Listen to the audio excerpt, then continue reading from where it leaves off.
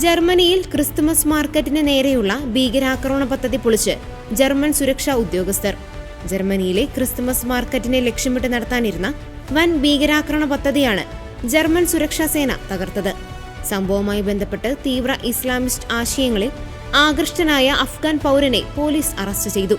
ശനിയാഴ്ച വൈകുന്നേരമാണ് ജർമ്മൻ രഹസ്യാന്വേഷണ വിഭാഗത്തിന്റെ സഹായത്തോടെ പോലീസ് പ്രതിയെ പിടികൂടിയത്. വടക്കൻ ജർമ്മനിയിലെ ഒരു നഗരത്തിലെ തിരക്കുള്ള ക്രിസ്തുമസ് മാർക്കറ്റിൽ ആക്രമണം നടത്താനായിരുന്നു ഇയാളുടെ ലക്ഷ്യമെന്ന് അധികൃതർ അറിയിച്ചു.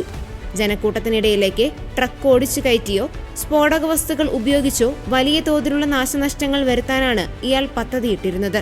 ഇയാളിൽ നിന്ന് ആക്രമണത്തിന് ഉപയോഗിക്കാൻ സൂക്ഷിച്ച ചില വസ്തുക്കളും പിടിച്ചെടുത്തിട്ടുണ്ട്. പിടിയിലായ വ്യക്തിക്ക് അന്താരാഷ്ട്ര ഭീകര സംഘടനകളുമായി ബന്ധമുണ്ടോ എന്ന് പോലീസ് അന്വേഷിച്ചു വരികയാണ്. പ്രാഥമിക അന്വേഷണത്തിൽ ഇയാൾക്ക് IS പോലുള്ള സംഘടനകളോട് അനുഭാവമുണ്ടായിരുന്നതായും സൂചനയുണ്ട്.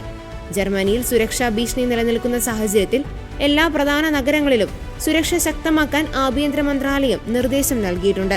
2016 ബെർലിനിലെ ക്രിസ്മസ് മാർക്കറ്റിൽ നടന്ന സമാനമായ ട്രക്ക് ആക്രമണത്തിൽ 12 പേർ കൊല്ലപ്പെട്ടിരുന്നു. ഈ സാഹചര്യത്തിൽ പുതിയ ആക്രമണ പദ്ധതി മുൻകൂട്ടി തടയാനായത് വലിയ നേട്ടമായാണ് ജർമ്മൻ സർക്കാർ കാണുന്നത്. പൊതുജനങ്ങൾ ജാഗ്രത പാലിക്കണമെന്നും എന്നാൽ പരിഭ്രാന്തരാകേണ്ടതില്ലെന്നും അധികൃതർ അറിയിച്ചു.